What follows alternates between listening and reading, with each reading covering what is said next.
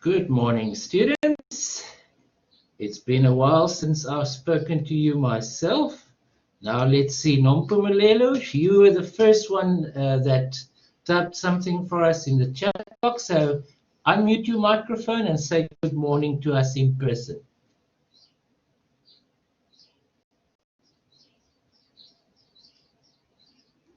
Nompumelelo, would you like to greet us? Asive, Asona, Fatima, Grant, Inga, Leonardo, Mills, any one of you, unmute your microphone and say good morning to us.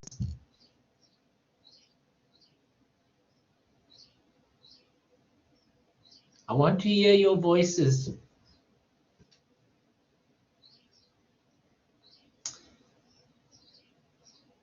Someone going to greet us?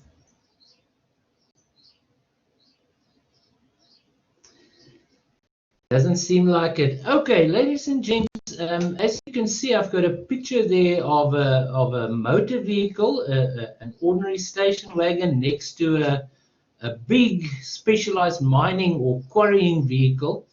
That is because we are starting with plant and equipment today, so we are going to be spending today and next week on discussing property, plant and equipment. And those are examples of property, plant and equipment. Just an ordinary station wagon, which is probably has a value of maybe 150,000 rands. And then we've got that specialized mining vehicle that has a value of about 3.5 million rands. And then we can get even to bigger kinds of property, plant and equipment, such as ships and aircraft, you know, that are hugely expensive. Anyway, let me just stop sharing that. That is just for you to have a look at some typical examples of property, plant and equipment. Now, in order to perhaps discuss property, plant and equipment, I'm going to go right back to the beginning of the year when we spoke about the conceptual framework. So the first thing I want us to do today is just to understand how the so-called laws of accounting work. How do the laws of accounting work? Now, they are not really laws. We know they're not laws. They are actually standards, because laws are made by the parliament of a specific country. So Britain will have different laws to South Africa, and we'll have different laws to Namibia, and they will have different laws to Australia, and so forth. Whereas when it comes to the standards, you know, they are called the international financial reporting standards. So they do not only apply to one country, they apply to all countries, right? There are a few exceptions, but let me not go there. The United States, they have got their own standards. They've got their own financial accounting standards board. But for the rest of the world, we subscribe to the IASB, the International Accounting Standards Board, and they produce the International Financial Reporting Standards. So you all know that from the beginning of the year already. Right, so now, how do all the various standards fit in? So let's start with the one that we discussed right at the beginning of the year. At the beginning of the year, you'll remember we discussed the conceptual framework, and we said that forms the foundation of the other standards. So amongst other things, what we find in the conceptual framework are definitions of the elements. So we've got definitions for the element assets, we've got definitions for the element liabilities, equity, income, expenses, and so forth. Well, those are the 5. Now, how financial accounting works. Once you've determined in accordance with the conceptual framework what kind of element it is, then you have to go to a further standard to go and classify that element. For instance, if you have seen that this particular item that you have acquired, this complies with the definition of an asset, then you have to go further. Now you have to go and determine which kind of asset. Is this, I'm going to give you 5 broad categories of assets. Is this, for instance, an intangible asset? Is this, for instance, a financial asset? Is it, for instance, a biological asset? Is it, for instance, inventory? Is it, for instance, property, plant, and equipment? So for each of those, we have got a subsequent standard. In the case of inventory, it is actually IAS number 2. The one that we are going to start looking at today is IAS 16. So IAS 16, which stands for International Accounting Standard number 16, is the one that deals with property, plant, and equipment. So there we are going to find further definitions to provide us with guidance on whether this should be seen as property, plant, and equipment. If that item that we've determined is an asset, if it does not comply with the definition of property, plant, and equipment, then we might have to go and look at some other standard.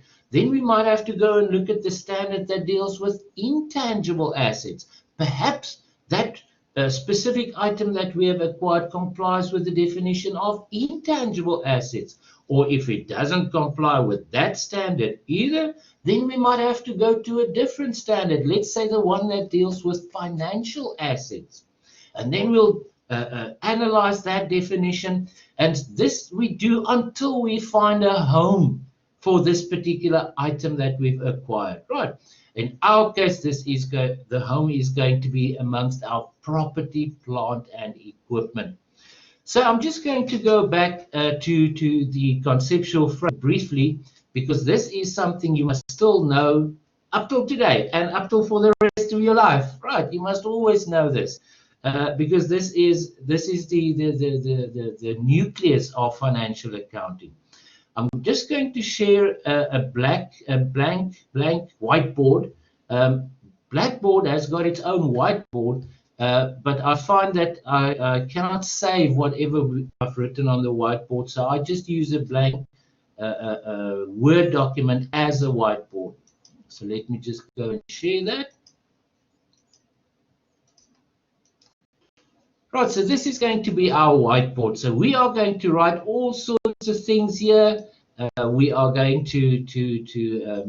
I'm the world's worst artist. I've got no artistic ability, so I won't try and draw anything.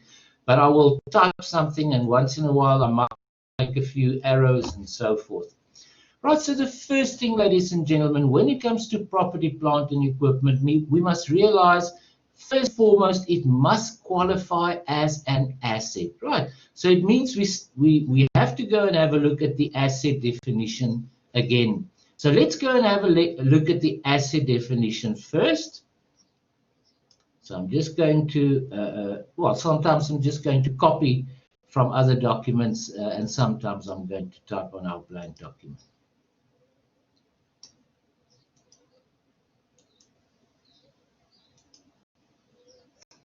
Right, so that's the first that we must understand here. First, before anything can be property, plant, and equipment, it must first and foremost be an asset, right?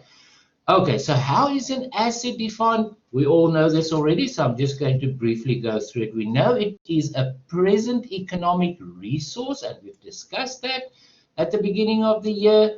It must be controlled by the entity. It must result from past events, and then they also go and define in the conceptual framework for us what is meant by an economic resource. And there they say an economic resource is a right. Next year, when you do auditing, internal auditing too, you'll learn a lot about rights and obligations. So this is a right, could be the right of ownership or the right of use, that has the potential to produce economic benefits. Okay, so that we know already. Now we have to go that step further. As I said earlier, you will have to look at various financial reporting standards, including the old IASs and the new IFRSs, until you find a definition that is appropriate to this particular item that you have now acquired, and that you need to decide what kind of asset it is. Okay, so let's now go and have a look at the definition of property, plant, and equipment.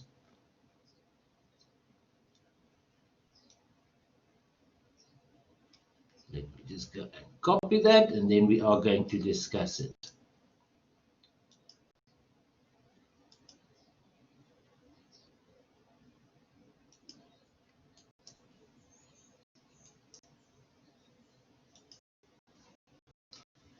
There we go. So that is the definition of property, plant, and equipment.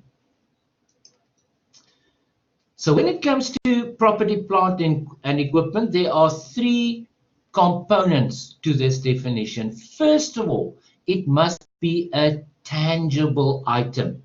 We've spoken a little bit earlier about intangible assets. So there's a different international accounting standard that deals with intangible items. So clearly this is not an intangible item. There's a different international financial reporting standard that deals with financial assets, right? Financial assets also do not have a physical substance or physical form. So clearly a financial asset will not be seen as property, plant, and equipment. So now, ladies and gents, to warm up our fingers today, if you can type for me in the chat box there, what is meant, I know there is a little explanation already there, what is meant by a tangible item? Can you type for me what you think is a tangible item?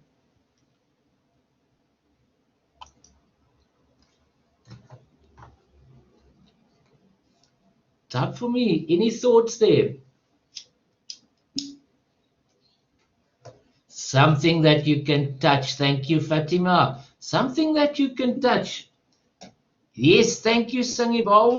Number, something that you can touch. You know, I often make the joke. It's if you can feel it, if you can pick it, if you can lick it, you can touch it, right? Then it is a tangible item. So the standard IAS 16 refers to a tangible item, and then at a later stage in a further paragraph, it says it is an item that has physical form, right? You can hear me drumming here on the desk, so I can feel it, I can touch it, I can kick it, I can lick it. It has physical substance, right? Then secondly, ladies and gents, thanks for those answers. Secondly, it must be used in one of three possible uses, right? It doesn't have to be all three. It just must be either one of any of those three. It must either be held or used in the production or supply of goods or services. So let us discuss that. What would you think? And again, I'd like you to type some answers for me there. What would be a typical item that is used in the production of goods? What is a typical item that will be used in the production of goods? An oven. Very good, Sia. Very good, an oven. So that is something. Machinery. Esona, thank you. There's another very good example. Sewing machine. Thank you, Mills. Exactly. So any kind of machine or implement, or in the case of an oven, it can even be something in your kitchen. If you produce, let's say, breads or cakes and so forth, Nupumalelo wrote there, machinery, any kind, exactly. So machinery would be a classic type, but it does include things like ovens and sewing machines. So anything that you can produce a product or goods with, right? Now let's make it a slightly more difficult. What would be typically an item that is held or used in the production or supply of a service? Give me some thoughts.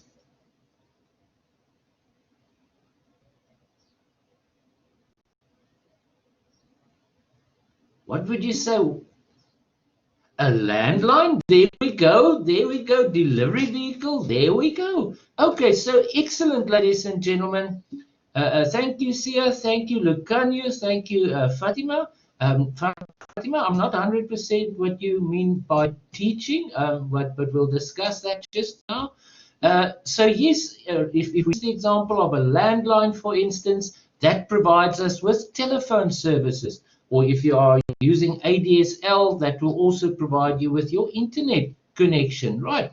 A delivery vehicle also will supply the service to transport something from point A to point B. Other Thank you, Sangi Bawu. A washing machine, yes, if you have a business that deals with a laundromat, then a washing machine will also provide this service. So you are all correct, right? So if you've got a laundromat there, people come and they put coins in it. That laundromat is the property, plant, and equipment that provides the service. It doesn't provide a new item, it doesn't produce goods, but it dries the goods, right? Or in this case, it washes the goods. So a laundromat will have washing machines and they will have tumble dryers. Other examples that I can think of, if you are providing garden services, for instance, your bush cutters and your lawn mowers, so they all are used to provide a service.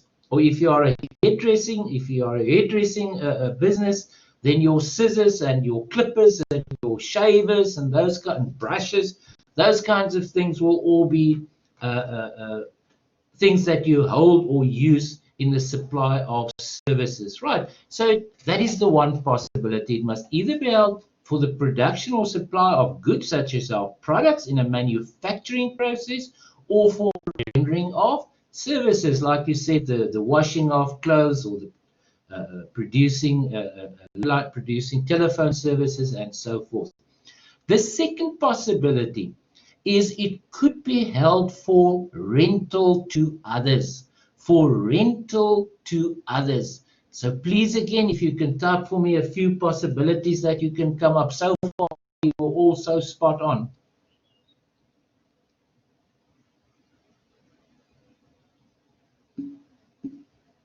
Land and buildings, car, building, a building. Thank you, Sangi Bawu. Thank you, Grant and Sia and Sisanda. Yes. So if you own a building and you rent it out, let's say you own the building that has the shopping center, right? That building you rent out to various tenants, everyone that has a little shop within that shopping center, within that mall. They rent their little space, their little area from you. So therefore, that building is a property, plant, and equipment. You do not produce something through it. You do not supply goods or services, but you rent it out to others. Sangibawa also mentioned their car, right? If you are Hertz or Avis or Europcar, one of those companies that provide rental cars, if you should fly by, if you should travel by aircraft to Durban and you need to rent a car there, then you can rent a car. So for that company who owns the fleet of motor vehicles, that means it will be their property, plant, and equipment. The third possibility here is it could also be held or used for administration purposes. So that means it doesn't produce a product, it doesn't produce a service, you're not renting it out to others, but it is an essential item that you have to use during the administration process. So let's perhaps type a few possibilities there again. What would you think would be items that are part of your property, plant, and equipment because they're tangible? We'll look at the third one later on in a few minutes. But they are merely or purely held for administration purposes. Fantastic, Grant. Fantastic, Lucanio. Yes, typically computer equipment. Your computer equipment or your copiers and printers, those kinds of printing machine. Thank you, Mills. Excellent, all of you. Brilliant. So those are items that you need to do the administration, to run the company, to manage the company, right? You cannot do nowadays without printing equipment and copying equipment and computer equipment. You can take it even further. Things just like desks and chairs, right? There's got to be a desk where the people are going to be sitting with their computers, amongst other things. They've got to have chairs to sit on. So all of those items are tangible, but they do not produce a product or a service. We're not renting it out, but it is essential for administration purposes. So then it is still part of our property, plant, and equipment. Now, as we have been discussing this, I'm pretty sure you can already see that we can distinguish between various categories of property, plant, and equipment. When it comes to those items that produce goods or services, you've already said that seems to be something to do with machinery or equipment, right? So there will be something, a category amongst our property, plant, and equipment that we are going to classify as machinery or equipment. We've now seen here in this third possibility administration purposes, so we might have something that we call office furniture that contains the values of our desks and chairs and such things. We might have to have a category called office equipment. You've mentioned so many, computer equipment, your printers, your copiers, and so forth. Okay, so either one of those three it must be used for. And then we get to the third component of this definition. And it says it must be expected to be used during more than one period. It must be expected to be used during more than one period.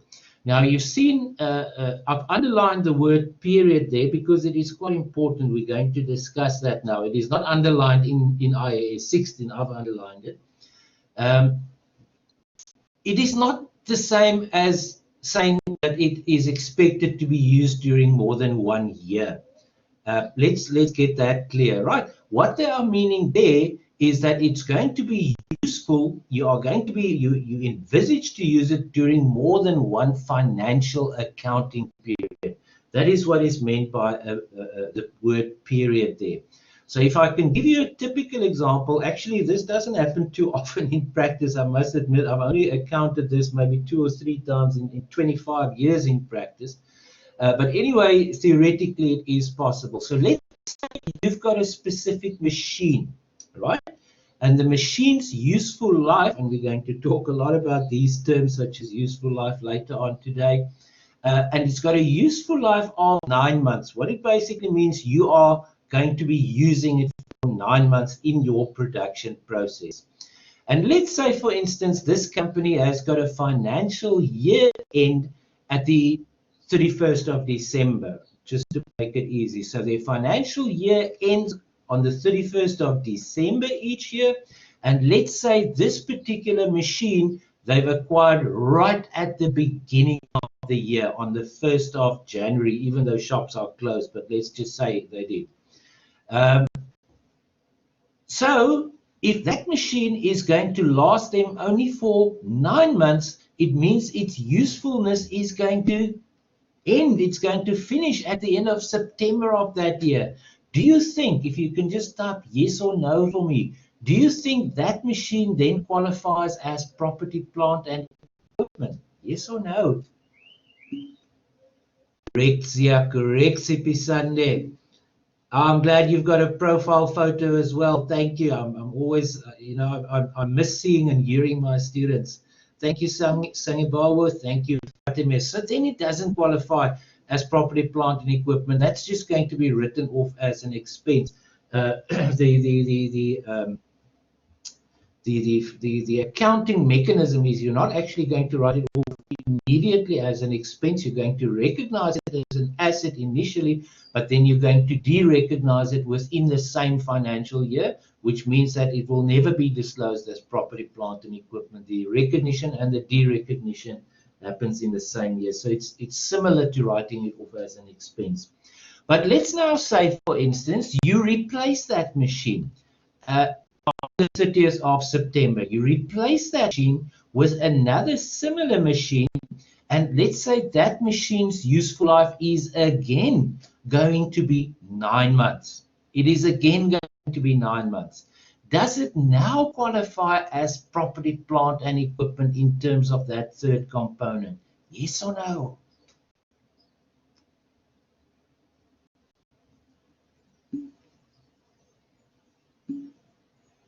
I know this is a trick question. This is a trick question.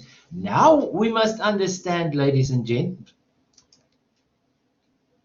now we must understand that the usefulness of this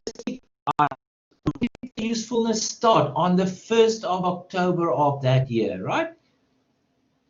And then it is useful for the last 3 months of that financial period, of that financial year. But at the end of December, it's still going to be useful for us for another 6 months in the next financial year.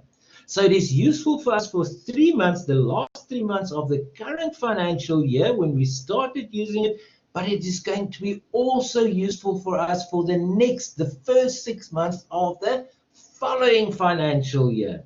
So then I can ask you there, is it therefore used during more than one financial accounting period?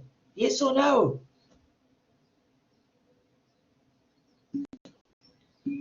Thank you, Sipasanda. Thank you, Leonardo Esena. Yes, it is used during more than one accounting period. Thank you, Akona, as well.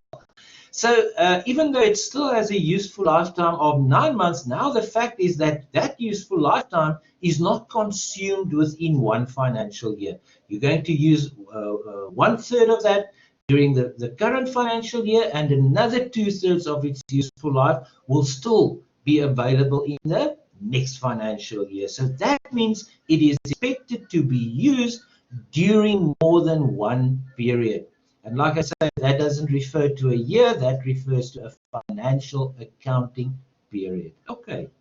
So in that case, even though the useful life is 9 months, the usefulness of the 9 months is spread over 2 different financial periods, right? So then it will be seen as property, plant, and equipment.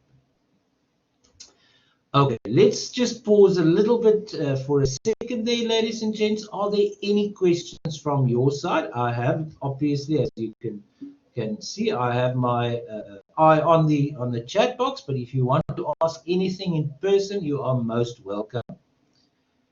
Sia Sibu asks, in the asset register, that is what they nowadays call the non-current asset register, won't these be recorded differently? Sia, can you perhaps just tell me what do you mean by differently? You're going to record them similarly. All your property, plant, and equipment. We're not going to do a non-current asset register in financial accounting 1, but I can tell you briefly, you are going to record the cost, and we are going to be talking about cost a little bit later. For each item. And for each individual item, you are going to calculate and record its depreciation for the year, which we'll talk about later. It's accumulated depreciation, and you're going to carry it forward from the 1 year to the next. Oh, yes, I see what you mean. Yes, Sia, thank you. I see exactly what you mean, and the answer is yes, correct. It is going to be recorded differently. The one is going to be the first one where the full 9 months of its usefulness was in the first financial year, in one single financial year. Quite correct. Then it is going to be seen as an expense. 100% correct. And in the second case where the usefulness is over more than one financial accounting period, then at the end of that first financial accounting period, like Sia has typed there, then it is going to be seen as an asset. Which kind of asset then, Sia? Type for me, which kind of asset then? Albus? Which kind of asset? We've just looked at the definition there. Then which kind of an asset will it be? It will be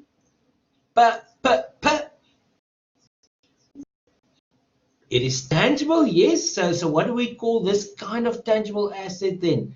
If it is tangible, and if it's used in the production or supply of goods or services, if it's used for rental to others or for admin purposes and PPE, there we go. Right, thank you, Sisanda. Then it qualifies as property, plant, and equipment, and that is why we have this definition. Okay, right. Next, ladies and gents. We're just going to talk about property, plant, and equipment very generally, and then we are going to look at it more specifically. So when it comes to IAS 16, they basically tell us a number of things. Perhaps we can talk about that now. It tells us the definition. Yes, it tells us how we should measure property, plant, and equipment. It also tells us how we should disclose it, how we should present it, in fact, and disclose it. So there are many things that we need to understand when it comes to property, plant, and equipment. So let's maybe, I can close this photograph now. It's just in my way. So let's maybe talk about initial measurement and recognition.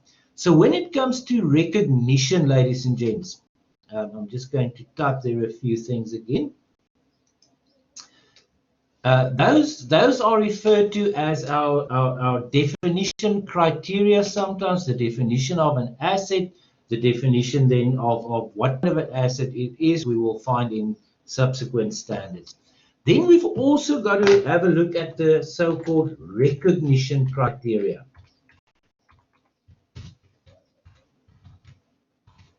Recognition criteria. Does that ring a bell from somewhere? Does that ring a bell? Recognition criteria. Have you heard that term before? Yes, it does, Sangebongo. Yes, it does. You've heard about that in the... Yes. Thank you, Akona. Thank you, Sipi Sunday. You've heard about that in the conceptual framework. There we go. Fantastic, Lubabalo, from the conceptual framework for financial reporting. So we already know that the recognition criteria, and remember, this is where we've got to be slightly careful. So I'm going to just repeat myself what I've said a little bit. We must remember that the conceptual framework forms the foundation of all the other standards. So the recognition criteria we find in the conceptual framework applies to everything, right? It applies to any kind of asset, it applies to any kind of liability, any kind of income, any kind of expense and equity. We know that, right? So maybe we can just briefly mention what were those recognition criteria.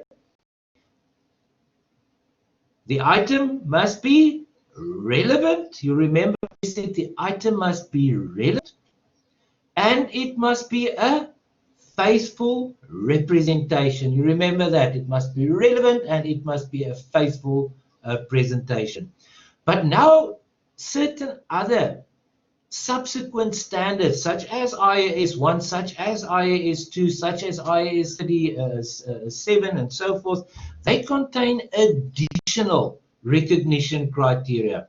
But those additional recognition criteria only apply to that item that is covered by that standard.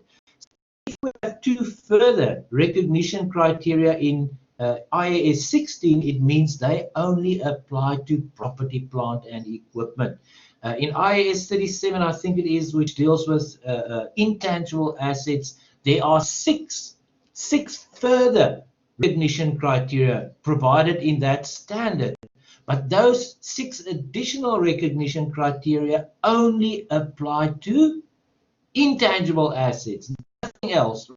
So now we only need to look here at those 2 additional recognition criteria that IAS 16 provides for us. Do any of you know? Do any of you know? Perhaps you've read that in advance. What are the 2 additional recognition criteria? I'm going to copy the whole story for you.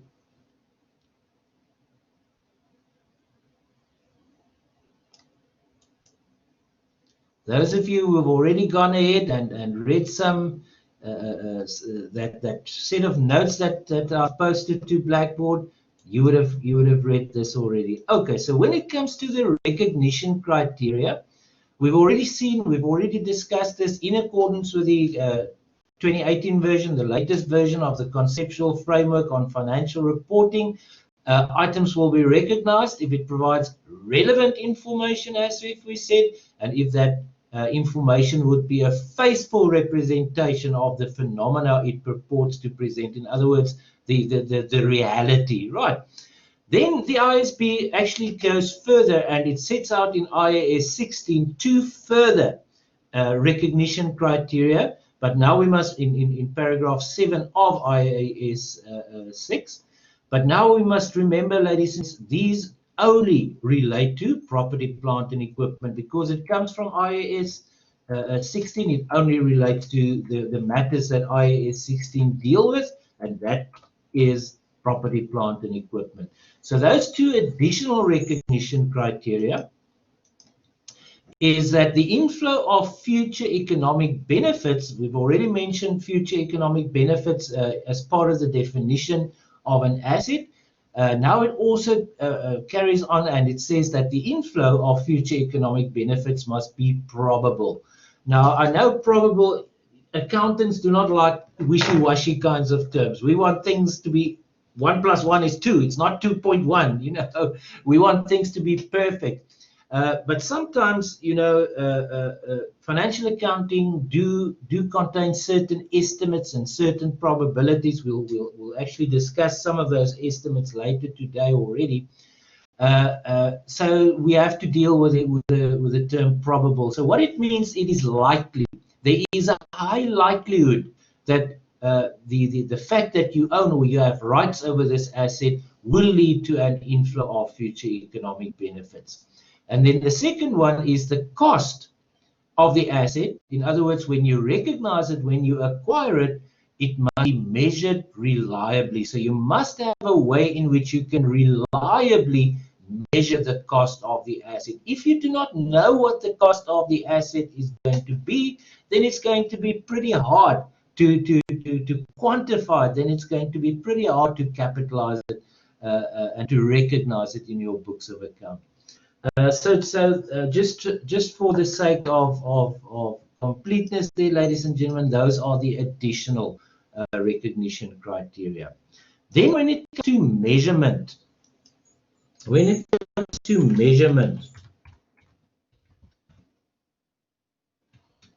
then IAS 16 basically describes two stages. They talk about initial measurement, and subsequent measurement.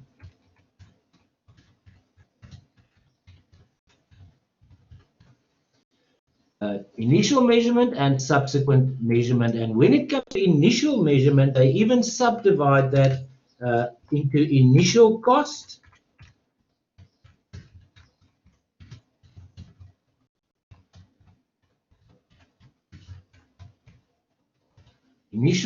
and subsequent cost. So we must not confuse subsequent cost with subsequent measurement. So let us just go and discuss that briefly. So when it comes to measurement,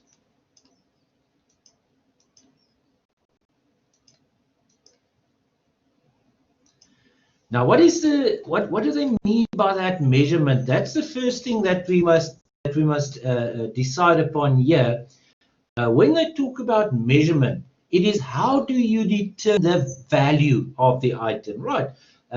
If it's the cost, then how do we, when it's the cost upon acquisition, how do we determine the cost? That is what measurement is all about. Or if it's not at the date when we are acquiring the item, if it is at a later date, for instance, when we draw up the financial statements, how do we measure it then, right? So you can a measurement can mean simply the initial cost, and that will be part of initial measurement, or it could be subsequent to the acquisition when we draw up financial statements. So let's maybe just discuss those terms and the differences between them. When they talk about initial measurement, ladies and gents, that is when you acquire an item. When you purchase the item, right? Then we have to go and determine what is the cost of the item. Now, why they distinguish between initial cost and subsequent cost? The subsequent cost part we are only going to deal with in Financial Accounting 2. So when we get to Financial Accounting 2, we'll talk about this again. The initial cost will be the determination of the cost of the item when you acquire it. In Financial Accounting 2, we're going to go a little further, where we'll say in the case of huge kinds of assets, such as an aircraft, then you are not going to capitalize only the aircraft as a whole. You're going to capitalize its significant parts separately. You're going to capitalize let's say port engine 1 and port engine 2 and starboard engine 1 and starboard engine 2 and the two wings and the tail wings and the tail fin and the interior fittings and so forth. You're going to capitalize them separately because it is possible to replace them. Right. If you've got a $350 million Boeing 747, right? It's an extremely expensive asset, and one engine breaks. You're not going to replace the whole aircraft. That would be stupid. That would be silly. You're only going to replace the engine, right? So you're not going to replace a $350 million item. You're just going to replace maybe a $3.5 million item. It's probably not even 3.5. But anyway. So then you may find that you are going to replace just a machine. So then you've got to go and recognize the new machine later on, maybe a year or 2 or 3 after you've acquired the aircraft itself. And then you've also got to go.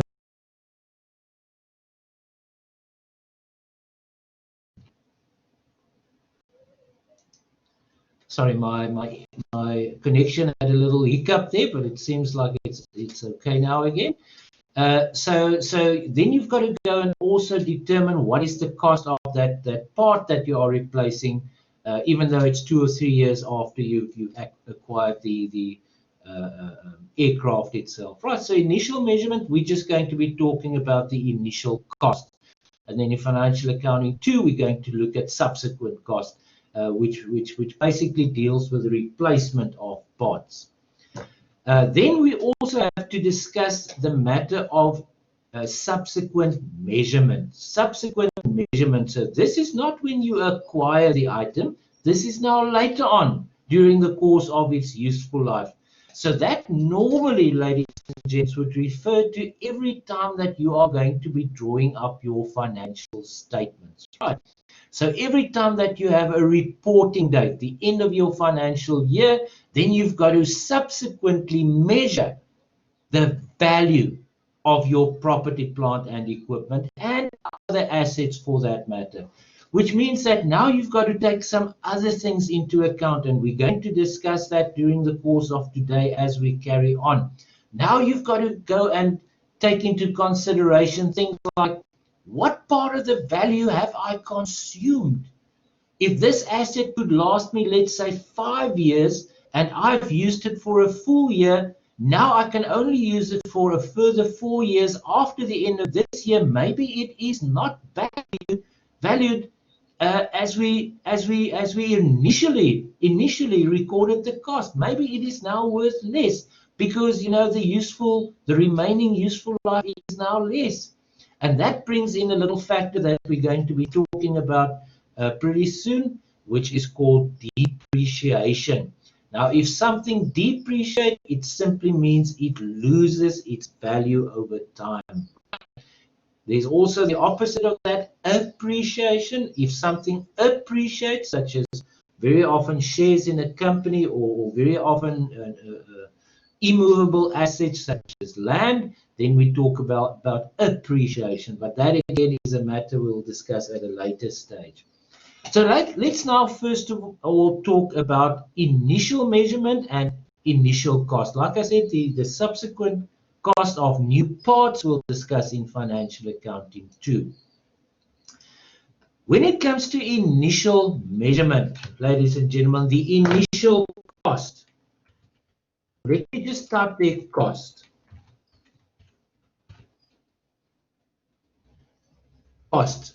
How is the cost of most assets? This includes actually property, plant and equipment, as well as inventory as well as intangible assets and so forth. You remember there was a class that I presented earlier during the course of this year. I think it was an inventory, if I remember correctly, to you.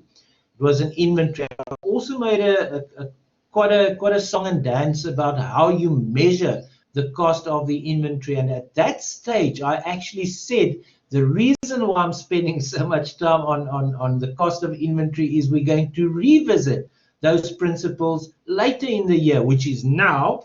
Now is the later that we were talking about then. Then we are going to revisit those principles, and again we have to determine how we are going to determine the cost of an asset, but in this case, not inventory. In this case, it is now property, plant, and equipment. So the first factor, ladies and gents, that needs to be taken into account is the purchase price. Is the purchase price. Now, when it comes to the purchase price, I'm going to probably a little bit oversimplify it, but this is really what it comes down to. The purchase price is determined by what you are going to be paying when you acquire that particular item of property, plant, and equipment. Now, if you are going to be paying on the same day, then it is very easy to determine. It is what you pay on the day that you acquire it. If you are going to purchase it on credit, normal credit terms, so you purchase it from a supplier, you credit your creditors ledger, and that supplier in the creditors ledger, and you credit your accounts payable. But you are still going to be paying it within a month or 2 months or within normal credit terms, then it means there's not going to be an interest charge or anything on it. You're still going to be paying the same amount. So that amount that you are going to be paying in a few months' time, that is still your purchase price. So in effect, the purchase price is what you pay for it. It does become a little bit more complicated in financial accounting too. Then we are going to look at as well as financial accounting 3 for that matter. I'll tell you about that just now. When we look at credit terms that are not normal, it's beyond credit terms. So now you're only going to be paying, let's say, the supplier in 2 or 3 years' time, or you are going to be paying the supplier over a period of 5 years. And then there's all sorts of finance costs that come into play there, right? So those finance costs will then not be part of the purchase price. So the purchase price effectively is what you pay for it if you pay it cash, even if you pay it maybe in a month or two's time. Any questions on purchase price, ladies and gentlemen? Like I say, you can virtually accept it's what you pay for it. It's only in financial accounting 2 and 3 where it's still what you pay for it, but then we are going to look at extended credit terms as well. By the way, one of the reasons, this I just want to mention, one of the reasons why property, plant, and equipment is such an important topic for us is, let me name two reasons. The first reason I think is pretty obvious when you look at that picture that I showed you at the beginning of this class. Property, plant, and equipment is normally the highest value of all your assets, right? So all your various assets, if you look at intangible assets, financial assets, biological assets, and so forth, normally your property, plant, and equipment has got the biggest value. The second reason why it's very important for you as students is because you are going to encounter property, plant, and equipment in financial accounting 1, like we are doing at the moment, but also financial accounting 2 and also financial accounting 3. We are just going to increase the complexity. So in financial accounting 1, we are going to give you a pretty good picture, but it's not the complete picture. And then in financial accounting 2, we are going to look at slightly more complex things. We've mentioned 2 of those possibilities. Then we are going to look at subsequent costs. We have to replace certain parts of a whole asset, of an overall asset. We are going to go and look at extended credit terms and so forth. And then in financial accounting 3, we're going to give you the final part of the complete picture when it comes to property, plant, and equipment. Then you are going to be looking at things we call impairments, and we're going to look at leases, and we're going to look at the rest of the picture. Then by the time in Financial Accounting 3, you will know everything about property, plant, and equipment. Okay. So anyway, so those are reasons why this is a pretty important topic for us. Then IAS 16, just like IAS 2, which deals with inventory, it goes further, and it says that part of the cost of your asset, you must also capitalize what they call directly attributable cost.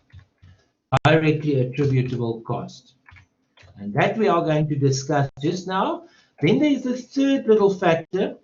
This doesn't apply to any of the other kinds of assets. This doesn't apply to inventory. The third one doesn't apply to intangible assets or financial assets. So at this stage, just be aware of it. We're not going to discuss it in Financial Accounting 1. We are going to discuss it in Financial Accounting 2. It is something we refer to as certain future costs. Certain future costs that you are certain of you have to incur in the future on that asset, but you haven't incurred it yet. But anyway, like I said, don't worry too much about that now. I'm just going to maybe say don't worry about that at this stage, but you are going to deal with that in Financial Accounting 2, the certain future cost. Okay, so we know what the purchase price is. It is simply what you pay for it.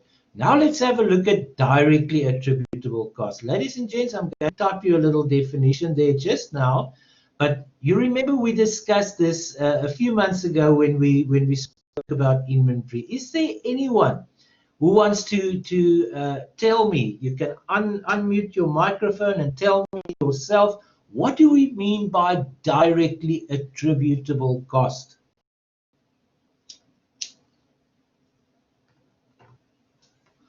There are basically three important aspects to it. Can you still remember?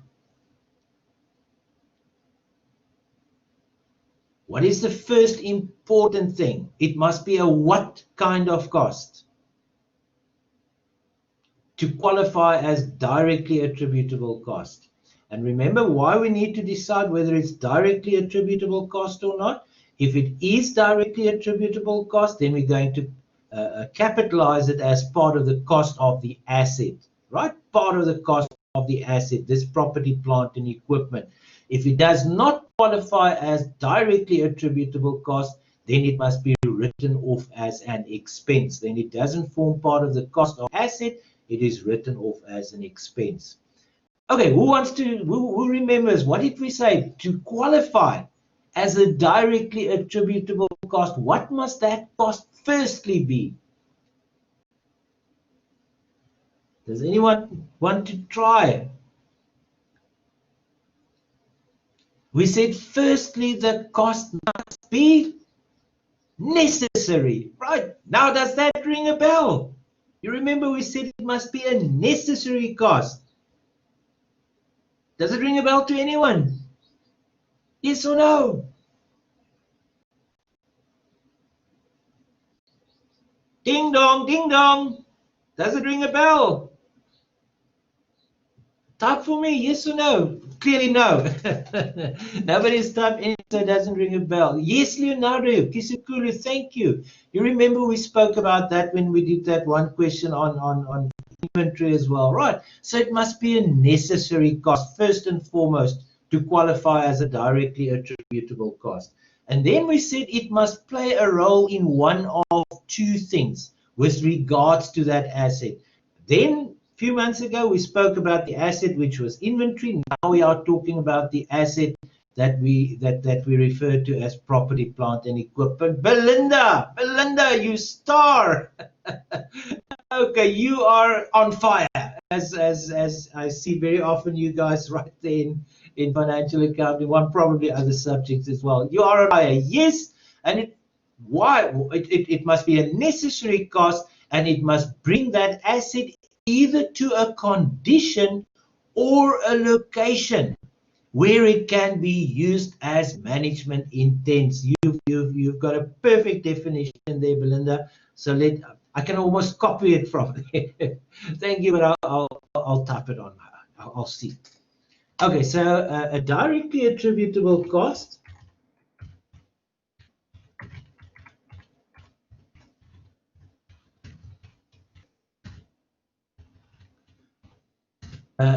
directly attributable cost is a cost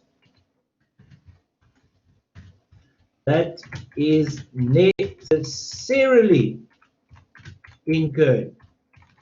Right, so it first and foremost must be a necessary cost. A cost that is necessarily incurred, Belinda has already given you the full definition there, incurred to bring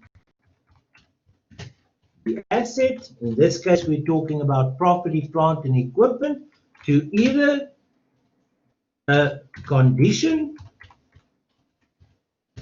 or location or place where it can be used as management intents. Right, so there we've got a definition for a directly attributable cost. And remember, again, if it's a directly attributable cost, it means it's going to be capitalized as part of the cost of this property, plant, and equipment. And if it's not a directly attributable cost, then we're going to write it off as an expense. Okay. Perhaps we can just talk about the intention of management here. So in the case of inventory, the intention of management was to bring the inventory to their shop or their warehouse where they can resell it to their customers. But in the case of property, plant and equipment, we'll have to see what is management intention. In the case of, for instance, plant and equipment, their intention will be to manufacture products with it, right? So that means the plant and machinery must be physically delivered to your factory. So the location of where the plant and equipment must go to will be your factory. And then it might need to be installed and it might need to be tweaked and adjusted and what have you to be able to actually work. So that means you are going to change the condition until it can be used to manufacture the product.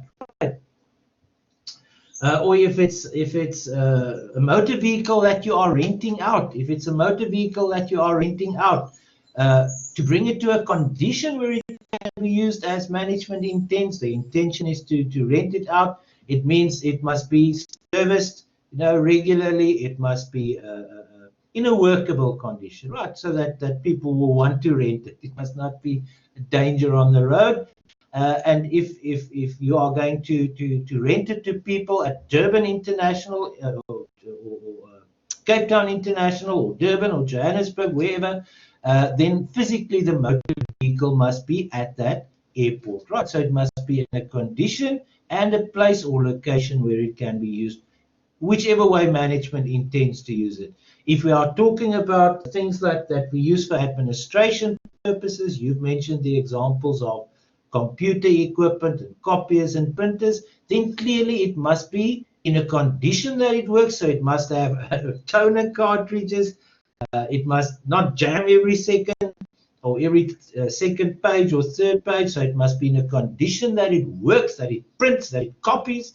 And it must be in a location where it can be used for administrative purposes. So it must be in your head office or in whichever office those items are going to be used. Okay, so you get the idea. We are going to start with a little question a little bit later that deals with this initial measurement. How do we actually go about determining the cost of property, plant, and equipment?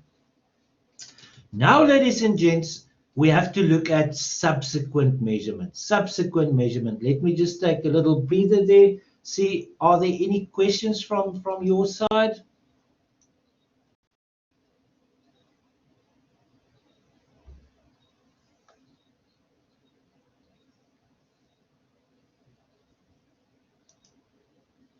No questions. Okay, so let us now go and look at this the cost dealt with initial measurement is specifically the initial cost. Initial measurement, initial cost. So we've determined how we calculate the cost price. Now, when it comes to subsequent measurement, ladies and gents, there's quite a few things that we need to discuss here. Let's maybe start with let's just talk about land. We've just mentioned this briefly a little while ago. Generally speaking, would fixed or immovable properties such as land, would their value increase or decrease over time?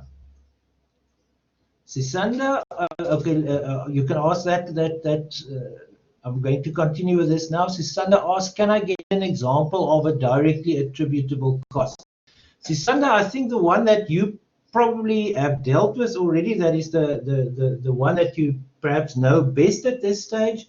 When it came to inventory, I don't know if you remember when we dealt with inventory, you said that your transport inwards, does this ring a bell? Your transport inwards, in other words, the transport expense or the cost that you need to incur to get your inventory from the supplier to your shop or to your premises or to your warehouse, what must happen with that cost? Must it be expensed or must it be capitalized? If you can type for me, Sisanda, or anyone else there, your transport inwards. Does that? You can just type cost, part of the cost, or expensed. Capitalized or expensed. Thank you, Lubabalo. Thank you, Sisanda. Sisanda, yes, you remember. It makes sense now. It is included in the cost of the inventory. Sisanda also says must be part of the cost. So Sisanda, that is a typical example of a directly attributable cost because it played a major role in bringing your inventory to a location where it can be used as management intents. In other words, your shop or your premises or your warehouse. Right, so Sisanda, I'm glad you remember. So that is a typical example of a directly attributable cost. Right. Okay, now I forget where I was. What did I just start discussing? Subsequent cost. Okay, so when it comes to land, generally, I know I'm going to make a few generalizations now. When it comes to immovable properties such as land, to a certain degree, buildings as well, but let's maybe just focus on land. Do you think their value, land now, will it increase or decrease over time? Thank you, Leonardo. Generally, it will increase. Thank you, Sisanda. Thank you, Sipisanda. It will generally increase. Thank you, Lucanio. So it will generally increase over time, right? But now let's think about machinery. Now, you know, machinery that manufactures a product. You know that it's got wear and tear. It's got moving parts. There's friction between the moving parts. If you do not oil it, keep it pretty much oiled, then the friction is even worse. So the wear and tear on that machine or that engine or that thing that has got movable parts may cause that it might not last maybe more than 5 or 6 or 7 years. So, ladies and gents, my question now is, while you are using those items like machinery over time, do you think over time their value decreases or increases? Thank you, Sipisande. Thank you, Sia. Thank you, Isona. Thank you, Leonardo. Sangibao, you're all correct. You're all 100% correct. Then it decreases over time. In fact, the more you use it, the more usage it has, the more friction and so forth, the less it becomes worth, right? So the usage, your actual usage of the asset actually causes it to decrease in value, right? So we may find that very few kind of assets, possibly only land, there may be a few others, investments in shares, but that's not property, plant and equipment. That's a financial asset. Some of them do increase over time. So IAS 16, which deals with property, plant and equipment, as you know, they provide us with two possibilities overall, two possibilities that we can use to measure our property, plant and equipment. The one is the cost method, and that is what I'm going to be using at this stage. And then the second method is what they refer to as the revaluation method. Now, the revaluation method we are not going to be discussing in Financial Accounting 1. We are going to be discussing that in Financial Accounting 2 and again in Financial Accounting 3. The revaluation method would be appropriate to something like land or even investments in the shares of other companies which deals with financial assets. So if you invest in land, for instance, or if you own land, then it will probably not be appropriate to depreciate it because the value actually increases over time. A piece of land that would have cost, let's say, 10,000 rands in 1970, which is now 50 years ago, that 10,000 rands piece of land that you bought for 10,000 in 1970 is probably now worth 2 million rands, right? 50 years later, so it increased in value over time. So the appropriate method that we would use is what we refer to as the revaluation method. But like I said, we're only going to do that next year, Financial Accounting 2, as well as Financial Accounting 3. For most, if not all, other kinds of property, plant and equipment, the more appropriate measurement basis would be the cost model. So we are now going to be focusing on the cost model. We've already seen that we determine the cost, the initial cost of an asset when we acquire it as its purchase price, plus the directly attributable cost. But now subsequently, ladies and gentlemen, when it comes to the end of the financial year, now we've got to place another value on that asset. Remember, we've got to disclose it. We've got to disclose it under our assets as part of our statement of financial position. And as you remember from the conceptual framework, all our financial statements must be a faithful representation of the affairs of the company. Next year in Financial Accounting 2, when you are going to do IAS 1, you'll see those further. And it states that your financial statements must be a fair presentation, not a faithful representation, but a fair presentation of the company's performance, the company's financial position, and the company's cash flows, right? So clearly when they say it must be a fair presentation of the company's financial position, it means all those items that appear in our statement of financial position must be fairly valued, right? Must be fairly valued. So that means we'll have to possibly do a calculation at the end of each financial year to determine what, in our opinion, as accountants, remember, we are going to become professional accountants. So we have to develop our professional judgment. Sometimes things are not prescribed to us. We must make very important decisions very often. So then we will have to go and decide what would be an appropriate valuation for this particular asset or this category of assets. And then when it comes to other kinds of assets as well, but when it comes to property, plant and equipment, let's just focus on that for now. Okay. So, ladies and gentlemen, when it comes to any other kind of asset besides maybe land, specifically when it comes to property, plant and equipment, it really is only land that would appreciate. All your other kinds of property, plant and equipment will depreciate over time, right? So then we say our subsequent measurement, we have to take into account something called depreciation. Let me just stop the word with it. Let me start the subsequent measurement first.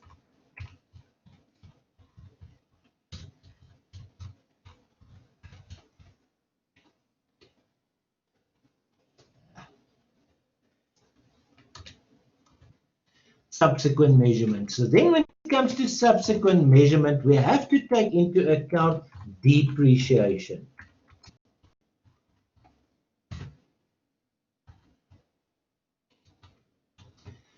Depreciation. We have to take into account depreciation. So that really is the value. There are two ways that you can see this at. So let's discuss both ways. This is really the value that your asset decreases by over time, right? So that is the one way that you can look at it. There's another way that you can look at it. You can also say the depreciation represents your usage of this asset, right? The more you use it, the quicker it loses value. The less you use it, perhaps it doesn't lose its value so quickly. So therefore, when it comes to depreciation, we are going to look at three methods. IAS 16 provides three depreciation methods. So we are going to discuss all three of them. So IAS 16, first of all, defines for us what is meant by depreciation. So let me type you the definition that comes from IAS 16 there. Depreciation is the systematic allocation. Depreciation is the systematic allocation of an assets. And remember, this asset we are talking about would be property, plant, and equipment. So depreciation is the systematic allocation of an asset's depreciable amount over its useful. But I can just in brackets type expected there.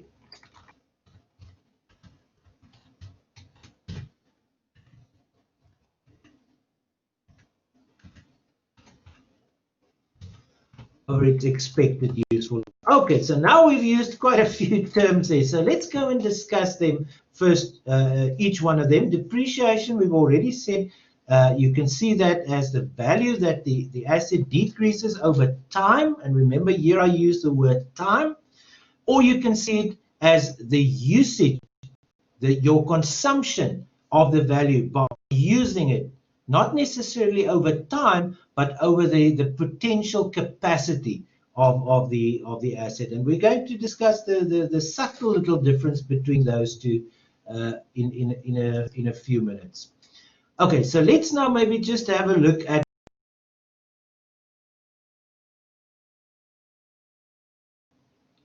Sorry, I accidentally switched off my microphone there. So what is meant by the depreciable amount, ladies and gentlemen, the depreciable amount. Now I'm going to perhaps describe this in more than one way. The depreciable amount is the amount that you want to write off over the time or the usefulness of the asset for you. Right, that's the one way that I'm going to describe it. So the depreciable amount is the amount that you want to write off as a depreciation expense over the time or the usefulness of the asset for you. Okay. That means, ladies and gentlemen, if we are going to be using the straight line method, and we'll talk about the methods in a little while, it means we are going to depreciate it to a specific value at the end of its useful life, right? So we've got a target where we are going to depreciate it to. When it comes to the other two methods, other than the straight line method, you're not depreciating it towards a target. But in the case of the straight line method, you will be depreciating it towards a target. The other way, ladies and gentlemen, that you can also see the depreciable amount. The depreciable amount represents what you are going to consume about the useful life of that specific asset, right? So let's say that asset has got the potential to last for 10 years, and you are going to be, you intend to use it for 5 years, then you are going to be writing off it over 5 years, but not to zero, but to what you expect to be able to sell it at the end of the financial period. Okay. And then the useful life, that is exactly what I've just described. That the useful life is how long do you expect to use this asset? Do you expect to use this asset for 5 years or 2 years or 20 years? That is what we are going to determine as the expected useful life. So the depreciation is simply a systematic allocation of that depreciable amount, the amount that you want to write off, over its expected useful life. Now, how do we calculate the depreciable amount? That will all depend, ladies and gentlemen, on the method of depreciation that we are going to be using. So let's maybe now, before we go much further into what is meant by depreciable amount and useful life, let's now first look at the three methods that we can use. Perhaps some of you know it already. I know many of you have had financial accounting at school. Perhaps you can type for me there a few methods. There are only three allowed by IAS 16. What are they?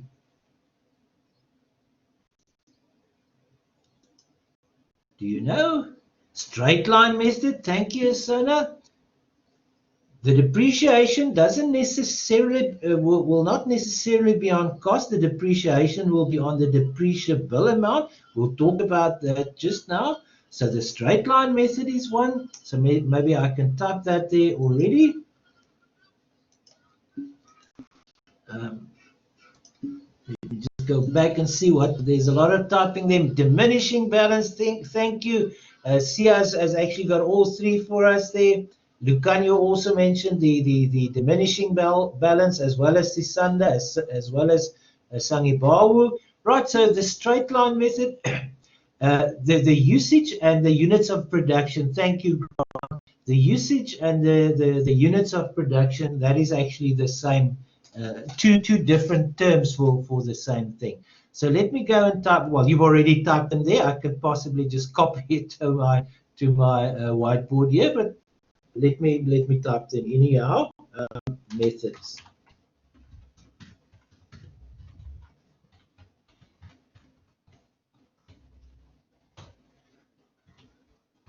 So it doesn't matter which order we do it in. Let's maybe start with straight line method.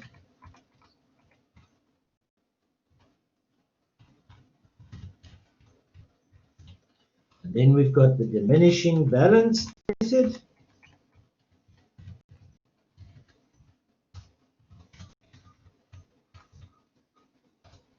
And then we've got the usage method. The usage method is actually a pretty new term. I used to know it in my days as the sum of units method. Let's call that in brackets, the sum of units.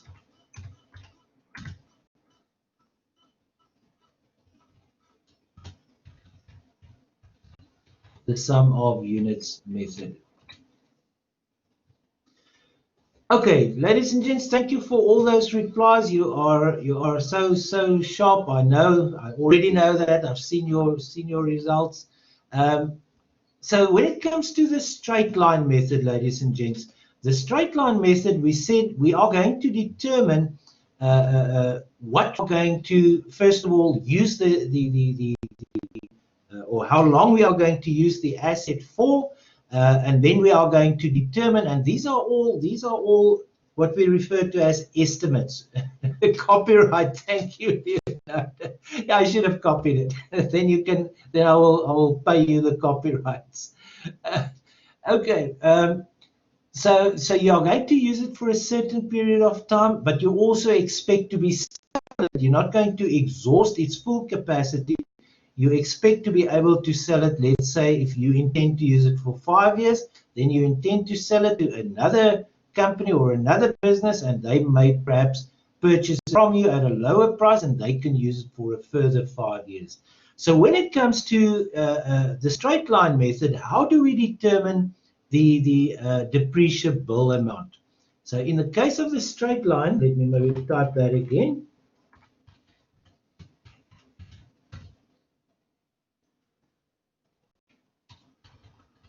Not that. How do we determine the depreciable amount?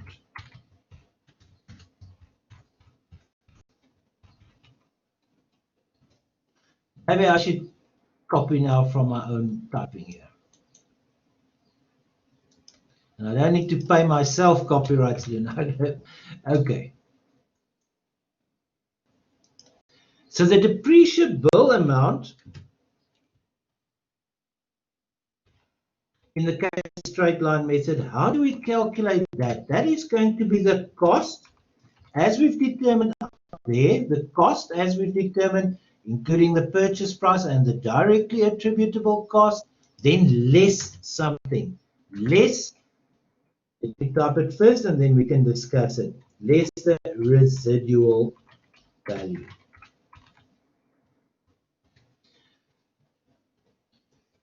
The cost less the residual value. So we know how to determine the cost. The residual value is basically an estimate of what we are going to be able to sell it. Perhaps you can just make a little note there. I think I did include it in the notes that I've posted on Blackboard. So that is an estimate of what you believe you will be able to sell that asset for at the end of its useful life for you. Now remember, when we spoke about the expected useful life, it's not in all cases that we are going to exhaust the full useful life of an asset so that it becomes worthless at the end of its lifetime. It is possible, obviously, but in most cases, we will exhaust a certain part. We will use it for maybe 5 or 6 years, and before it becomes worthless, we might sell it to another user.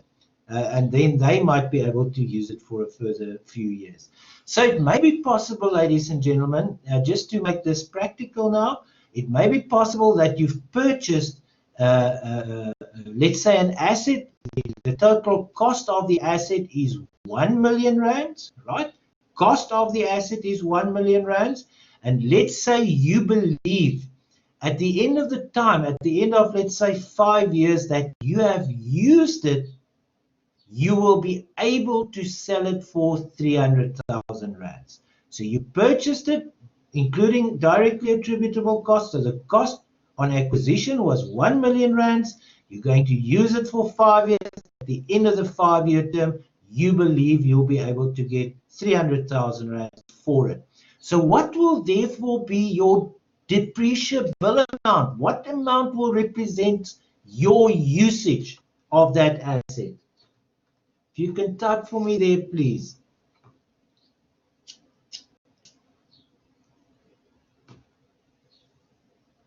R1 million cost minus 300,000 rands residual value.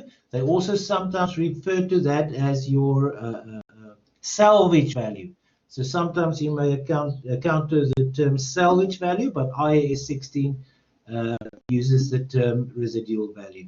Thank you, Akona. Yes, so that means the 7, and thank you, besides Akona, I see Leonardo has already typed it there as well. Thanks, Leonardo, Akona, Lubabalo. Yes, so that means that 700,000 rands is going to be the depreciable amount. That in turn means, ladies and gents, that 700,000 rands is the value of the asset that you are going to consume while you are using it. Does that make sense? That is the value that you are going to consume through your usage of it, right? Does that make sense? At the end of the useful life, you can still sell it for 300,000 rands. It's an estimate, right? So, ladies and gents, before we can calculate, if we are using the straight line method, before we can calculate depreciation, we first have to calculate the depreciable amount, right? The depreciable amount. Once we've calculated the depreciable amount, then how are we going to calculate the depreciation? You know, it's a systematic allocation of the depreciable amount. So what are we going to do then? We are going to say depreciable amount. I think that's still in my, yeah. So the depreciable amount divided by the useful life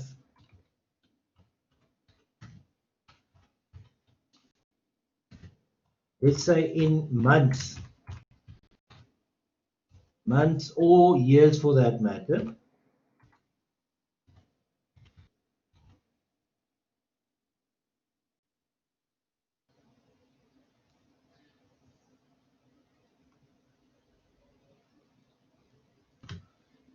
Will provide you the depreciation.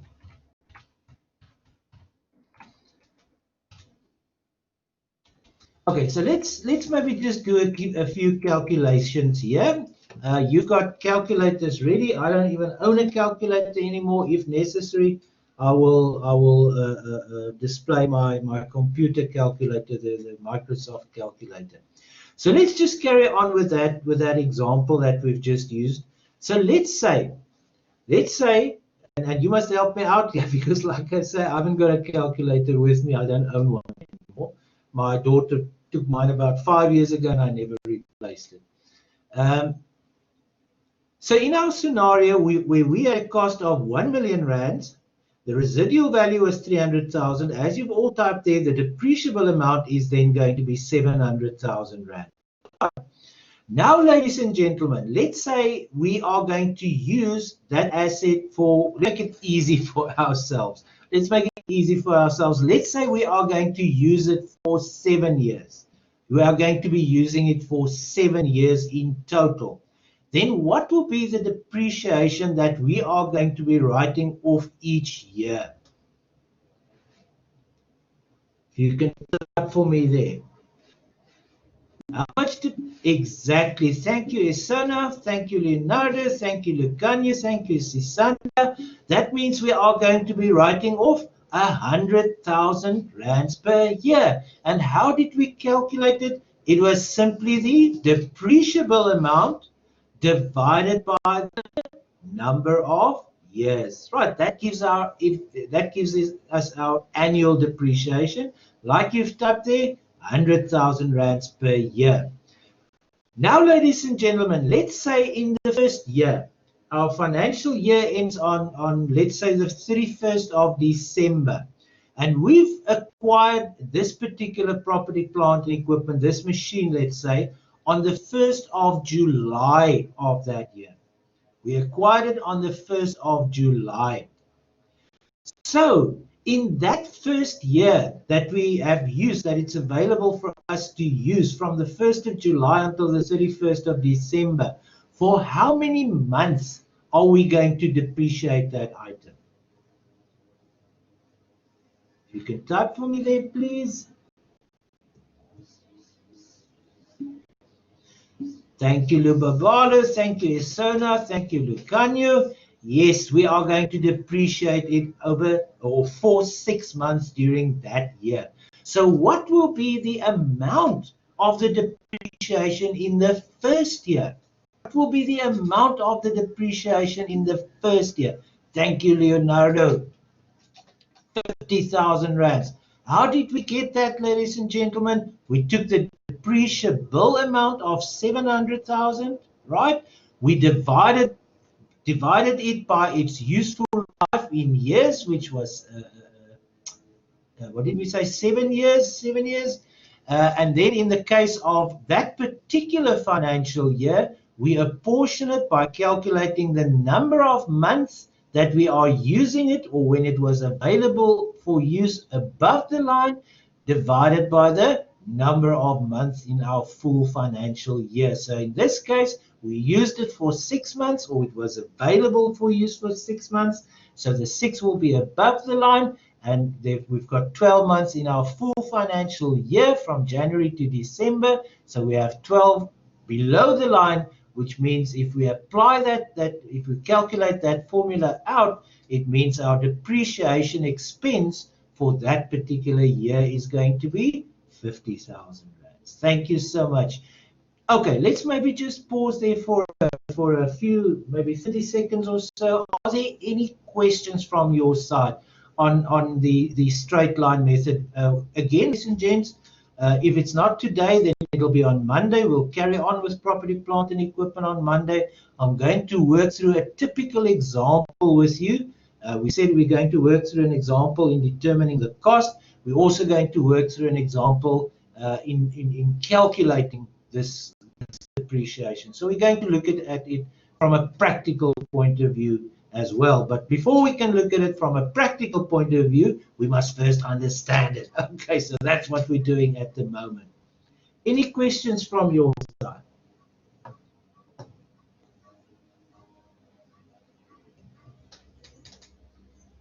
Doesn't seem to be any questions. Okay, so now let's carry on with what are we going to do next? The diminishing balance method.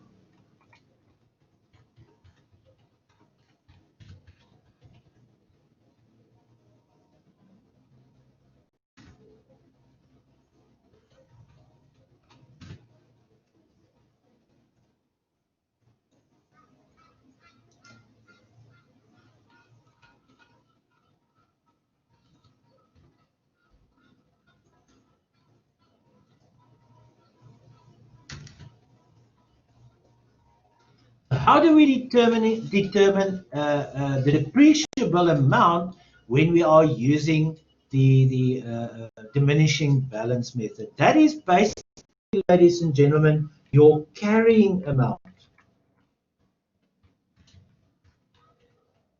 Initially, it will be the cost. Maybe I can just say initially cost.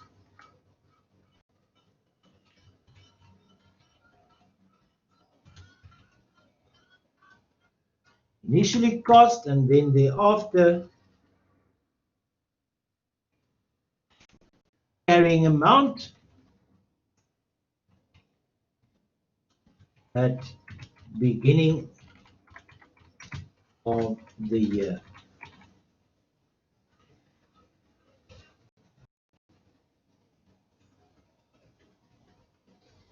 Right, so in the case of the diminishing balance method, how do we calculate the depreciable amount? The depreciable amount is going to be initially in the first year of acquisition. In the first year of acquisition, it is going to be your cost that you've determined for the item, but then in all subsequent years, your depreciable amount is going to be the carrying amount at the beginning of that particular financial year. So now, ladies and gentlemen, you can see there's a big difference. In the case of the straight line method, we have already upfront made an estimate of what we think we will be able to sell this asset for at the end of its useful lifetime. But using the diminishing balance method, that will automatically, on an ongoing basis, provide us with an estimate for what we can eventually sell it at the end of its useful lifetime. Interestingly enough, the straight line method is probably the one mostly used in most businesses, but many of the larger companies use a variety of these methods for different categories of property, plant, and equipment. And the straight line method is most often, probably 99.9% of cases, the straight line method is used for things like property, plant, I should say, sorry, for plant and machinery and office equipment and office furniture, whereas the diminishing balance method is most often used for things like motor vehicles. Motor vehicles, because they lose their value very quickly when it's not new. You know, when you buy a new car, it's immediately a second-hand car. And then the usage method, I've mentioned straight line method for plant and equipment. Then in other cases where a company does not use the straight line method, then they can use the usage method or sum of units method, and that is only appropriate for plant and machinery. It doesn't apply to motor vehicles. It doesn't apply to office equipment. It doesn't apply to furniture. The usage method really only applies to plant and machinery. So we'll discuss that soon enough. Okay, so now let's go and have a look at the diminishing balance method. Just the diminishing balance method. Let us use our same figures that we've used just now. Again, ladies and gents, you must do the calculations for me. I do not have a calculator. So let's just to make it easy for us again, let's say this company purchased this asset right at the beginning of their financial year. Let's say the end of the financial year is the 31st of December, right? So they've acquired this asset right at the beginning of the year, 1 million rands. Now remember, we do not estimate a residual value. So what will our depreciable amount be at the end of the first year? If you can type for me there, remember, we purchased it, our cost price is 1 million rands. So what will be our depreciable amount at the end of the first financial year if we had used it for a full year?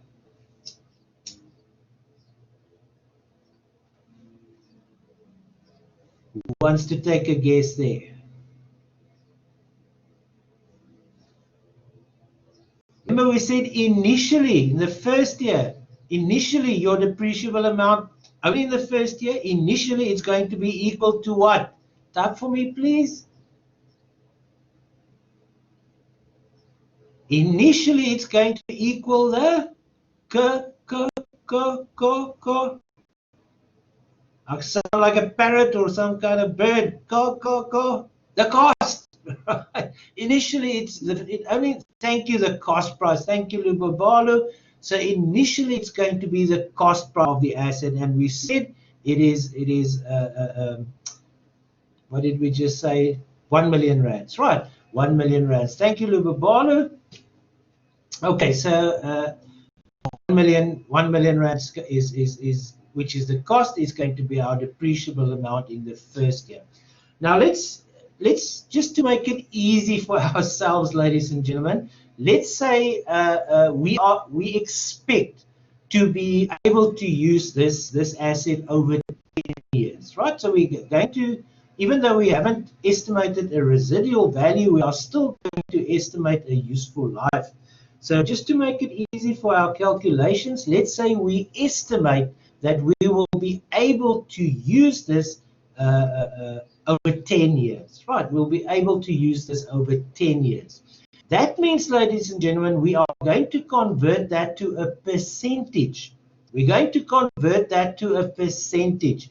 So if we are going to depreciate it over 10 years, what percent, if you can type for me again, what percent of that depreciable amount are you going to depreciate every year? Which percent every year? 10%. Thank you, Sia. So you are going to depreciate it by 10% every year. So in the first year, Sia, you're way ahead of me. I'm not even there yet. I know what you mean with a 900,000, but I'm not quite there yet. So it means 10% of your cost in the first year is going to be 100,000 rands, right? So your depreciation in the first year will be 100,000 rands, right? Now we said all the subsequent years, your depreciable amount is going to be the carrying amount at the beginning of the year.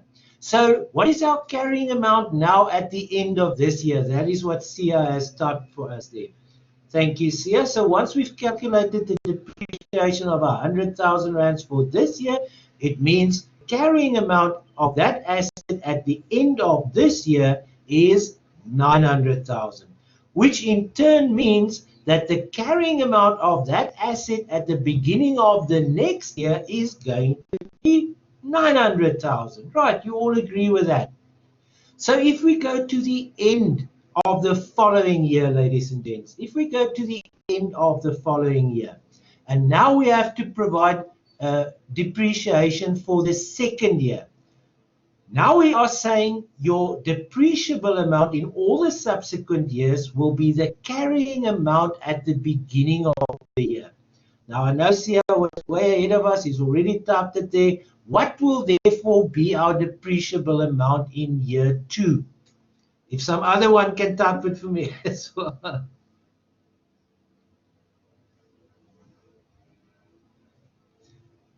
The figures are in the air at the moment, right? We are just doing an example, so there are no written figures. We're just talking through the concepts here. Is that okay with you? Otherwise, you can type it somewhere. I'm going to give you figures anyway when we do the example on Monday. Is that okay, Nompumelelo? Is that okay? We're just talking about figures from our heads at the moment.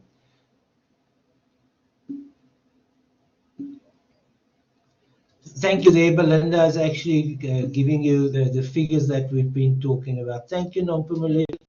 Like I say, next time we are going to have figures in front of us. Akona, thank you. Sona and Sia. Sona and Sia, actually, you skipped out 10 there. But I know what you're talking about. So your depreciable amount at the beginning of or at the end of the second year, which is going to be your carrying amount at the beginning of the year, is going to be 900,000 rands, right? So that is your carrying amount at the beginning of the second financial year, and you use that as your depreciable amount at the end of that second financial year. Okay, so that is 900,000 rands. Now again, ladies and gents, you are going to apply the 10%. You are going to apply the 10% to the depreciable amount. Oh, I see Sona and Sia and Akona, you're ahead of me again. Thank you. You're ahead of me again. Now I understand. It took me a while. I'm getting slow with age. Okay, so then your depreciation for the second year is going to be 10% of 900,000 rands, right? And that is why Sia and Isona and Akona typed there 90,000 rands. So your depreciation in year 2 is going to be 90,000. Okay, that was fairly easy. Now it's the third year is not going to be so easy, but you can calculate it for me. Then in the third year, let's maybe just say what is at the end of the second year. At the end of the second year, what is our carrying amount now?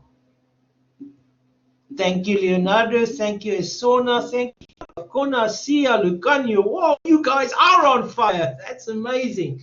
Right. So at the end of the second year, your carrying amount is going to be 810,000 rands. Right. So now we get to year 3.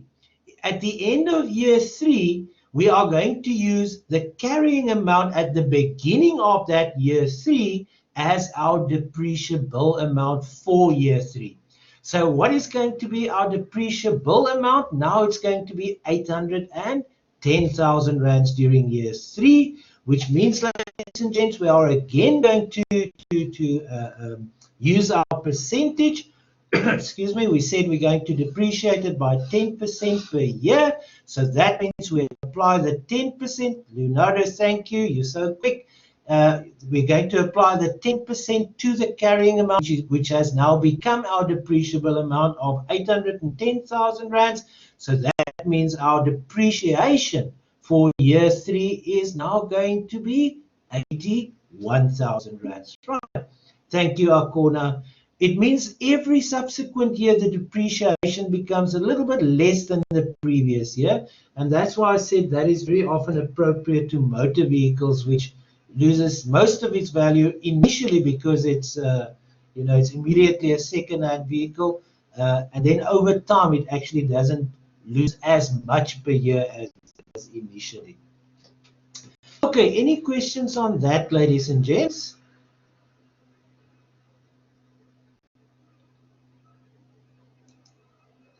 So now let's go and have a look at the sum of units method or the usage method.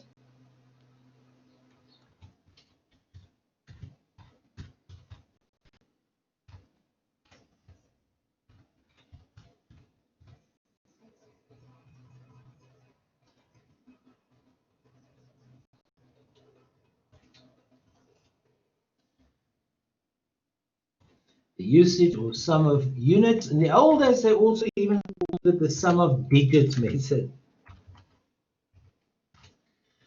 Ladies and gents, in the case of this, perhaps I should just explain something to you here. In Financial Accounting 1, all our questions, and this is handy for you to know, all our questions will either deal with the straight line method, or it will deal with the diminishing balance method, right? So we're not going to provide you with any questions. We're not going to expect you to answer any questions on the usage or sum of units method, but I still want you just to briefly understand what it is about. How does it work? So when it comes to the sum of units method, here again, ladies and gents, we are going to, like with the straight line method, we are going to estimate initially, where did I write that there? We are initially going to calculate a residual value. So in the case of the usage method, what is going to be our depreciable amount? By the way, I will that is why my autosave is on. As I type, I'm saving this document. So I will post it with the recording on Blackboard for you. So the depreciable amount in this case is again the cost less the residual value.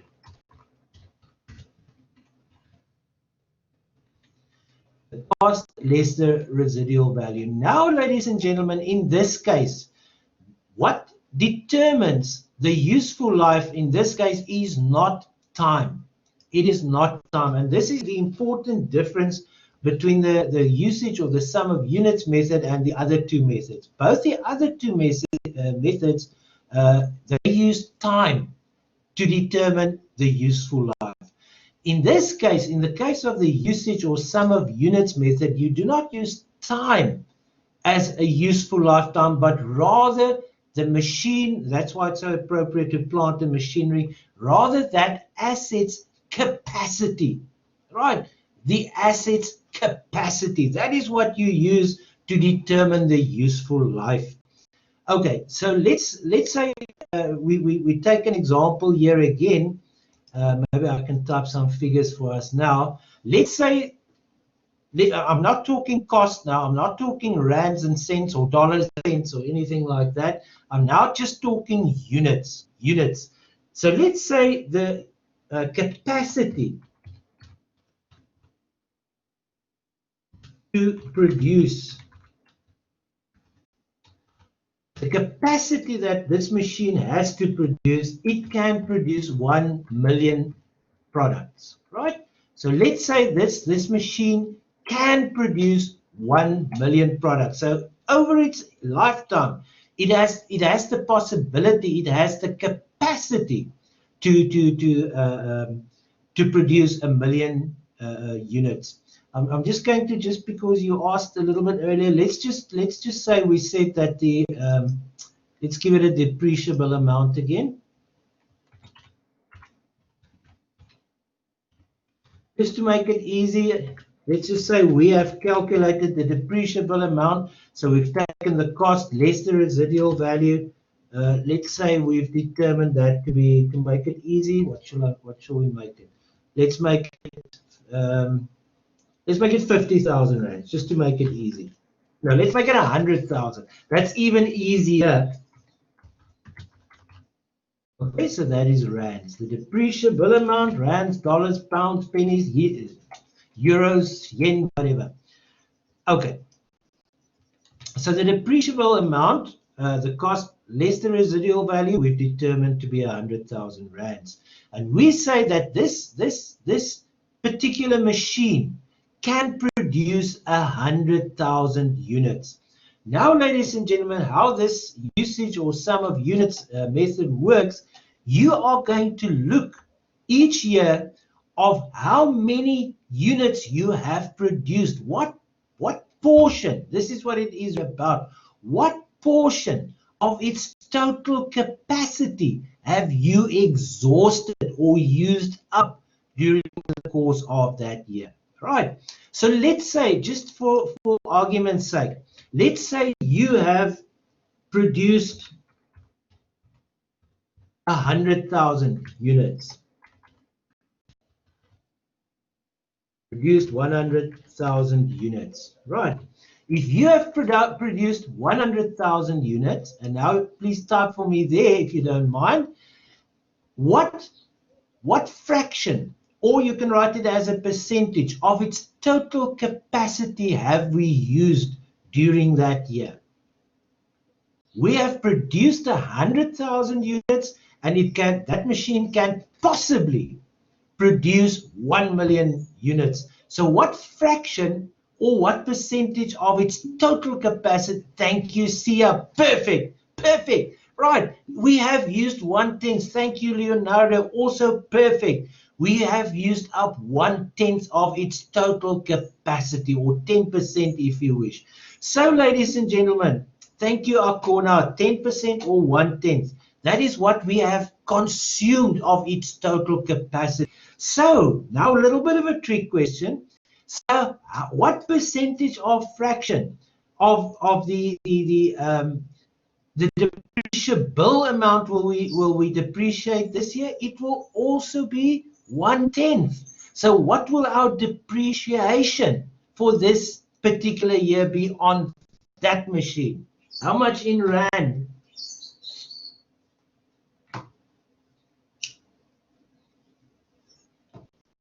10% or 1/10 of 100,000 rands. Thank you, Sias. Thank you, Lucanio. Thank you, Melinda. Yes, so now, thank you, Akona. So that means we are going to depreciate it this year by 10,000 rands. Now, let's say next year, the demand for this product has increased a lot, right? It has increased a lot. So now we've gone and we have produced, let's say, 300,000 units. We have produced 300,000 units during that year. So if you can type again for me there, which fraction or percentage, if you wish, of its total capacity have we now consumed, have we used up? Which fraction or percentage have we consumed of its total capacity? I'm sorry, Leonardo, I know what you're saying. I just mean within this financial year, not in total, just within this financial year. So it'll be 3/10, but Leonardo, what you're correct, you are meaning in total we've now used up 4/10, right? So in this particular financial year, as Okona and Asona and Belinda and Sia and Leonardo mentioned, thank you all for that, we are using up 3/10 or 30% of its total capacity, right? So, ladies and gentlemen, what will be the depreciation expense that we are going to write off during this financial year? It will now be 3/10 or 30% of the 100,000 rands. That remains our depreciable amount. Exactly, our corner. So this year we are going to be writing down 30,000 rands as depreciation because we have consumed the value of that asset, right? So it means after 2 years, like Leonardo said earlier, after 2 years we've already consumed 4/10 of its total capacity. Next year we may manufacture, let's say, 200,000 units and so forth, but eventually when we have produced 1 million units of this particular product that is being manufactured by this machine will be tired. Ooh, very tired. It's going to be exhausted. So that means by that time, the carrying amount would have been written down to its residual value, the amount that we believe that we can sell it for as scrap value or salvage value. Well, that is basically then the residual value. Okay, ladies and gents, any questions from your side? I'm just having a look at the clock here. I see it's 3.5 minutes to 1, so I guess we should wind up for the day.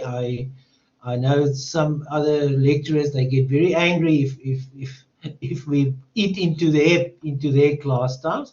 So any questions from your side?